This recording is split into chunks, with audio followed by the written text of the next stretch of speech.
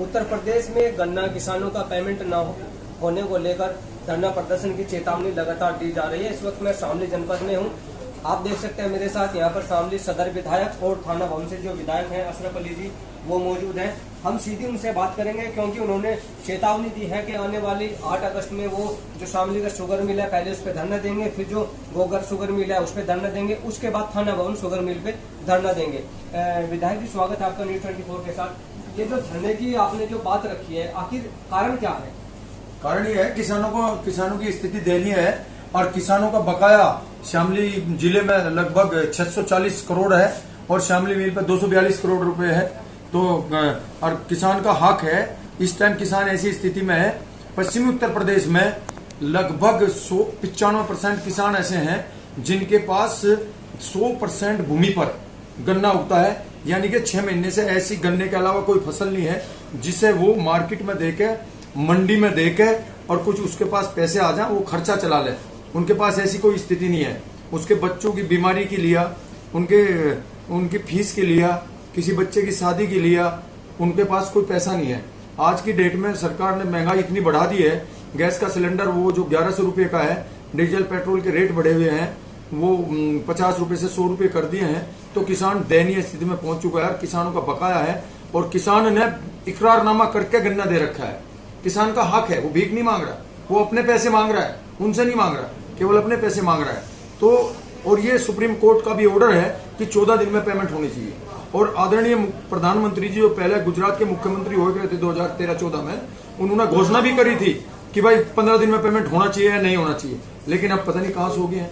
और उनका कहना यह भी था कि भाव हमें 400 रुपये क्विंटल का मिलना चाहिए या नहीं मिलना चाहिए, अब पता नहीं कहां से हो गए हैं, क्या कर रहे हैं। तो किसान अपना हक मांग रहा है। देखिए थे सदर विधायक जी प्रसन्न चौधरी जी, जिन्होंने साफ तौर पे कहा कि महंगाई हद से ज्यादा बढ़ गई है और जो 14 दिन के अंदर की पेमेंट की बात की गई थी वो सुप्रीम कोर्ट के द्वारा भी कही गई है और देश के प्रधानमंत्री और मुख्यमंत्री द्वारा भी कही गई है, लेकिन अभी तक पेमेंट नहीं हुआ है। मेरे साथ मौजूद है थाना भवन से विधायक हैं अशरफ अली जी, सीधे उनसे बात करेंगे।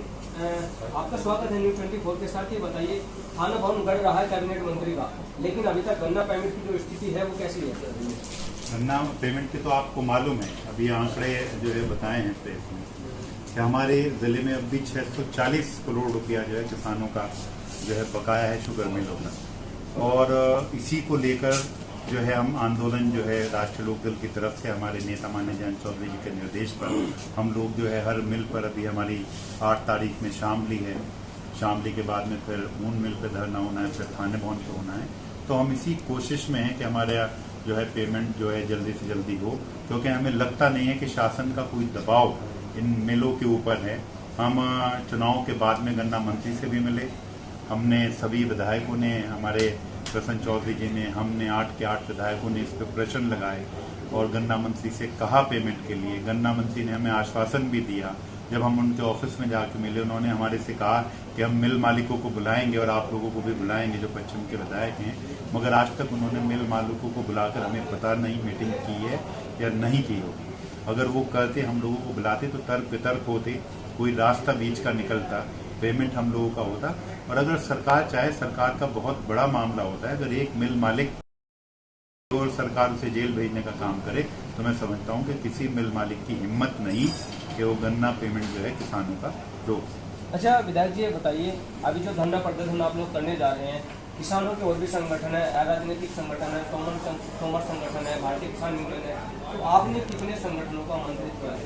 उन्हें सबको आमंत्रित करेंगे और जो है सभी का सहयोग हमें है, क्योंकि हमारे आप देखते हैं जब किसान यूनियन का भी कोई धरना होता है तो हमारे राष्ट्रीय लोक दल के लोग वहाँ भी जाते हैं, वो हमारा समर्थन करते हैं।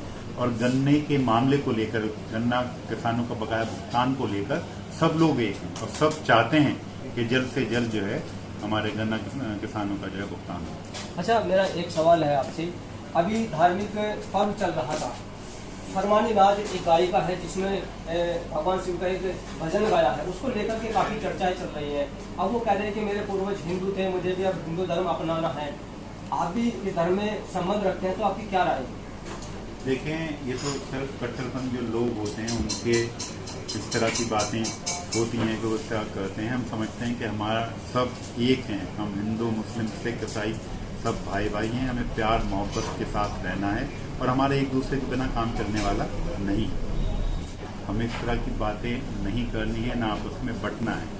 और ये हमारा मैं समझता हूँ मौलिक अधिकार है। हमारा सेकुलर देश है और यहाँ कोई किसी भी धर्म में रहकर किसी भी धर्म में पूजा कर सकता है। मुसलमान नमाज पढ़ता है, हमारे सिख भाई गुरुद्वारे जाते हैं, क्रिश्चियंस जो है चर्च में जाते हैं, तो उसमें कोई रोक नहीं है।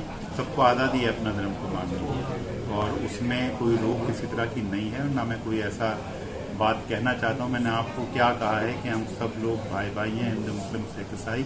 हमें अपने देश की तरक्की के बारे में सोचना है, ना कि आपस में लड़ना है। यानी कि आप सहमत हैं इस बात से कि अगर वो हिंदू गाने गाए, मुस्लिम गाने गाए, किसी भी धर्म से संबंधित, अरे ये तो उसका पेशा है, मतलब उसका रोजगार है, वो क्या करती है कैसे, तो उसमें ज़्यादा उसमें गहराई में मतलब तो नहीं जाना चाहिए। बहुत अच्छी बात है कि धर्म से जुड़े मुद्दे पे काफी चर्चा चलती रहती है और कहीं ना कहीं धर्म के मुद्दे को उठा करके भावनाएं भी भड़काने का काम किया जाता है।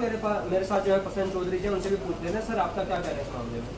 देखो, राष्ट्रीय लोकदल हमेशा भाईचारे की बात करता है। ये बातें तो कट्टरपंथी लोग करेंगे या बीजेपी के लोग करेंगे, ये सब उनका एजेंडा होता है।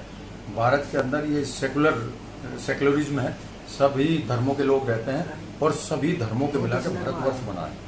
तो यहाँ तो सभी धर्मों के लोग रहेंगे। कुछ कट्टरपंथी होते हैं, कुछ भाजपा के लोग होते हैं जो हमेशा इसी टाइप की बात रखना चाहते हैं जिससे धर्म का बात चले और यहाँ विद्रोह हो।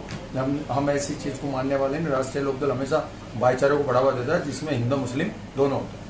देखिए, मेरे साथ सदर विधायक पठानमंच से विधायक मौजूद थे। उन्होंने साफ तौर पे ये कहा है कि धार्मिक अगर भावनाओं को भड़काने के लिए कोई फतवा जारी करता है तो कहीं ना कहीं कट्टरपंथी कहलाता है। इन लोगों ने भी साफ तौर पे ये कहा है कि जो अपना पैसे से अपना घर परिवार चला रहे हैं, चाहे वो हिंदू है मुस्लिम है, अगर वो गायिका है तो भी उसका सम्मान है। किसी भी प्रकार की कोई पाबंदी किसी के ऊपर नहीं होनी चाहिए। शामली से अपने सहयोगी पंकज के साथ अमित शर्मा, न्यूज़ 24। ठीक है, चलें।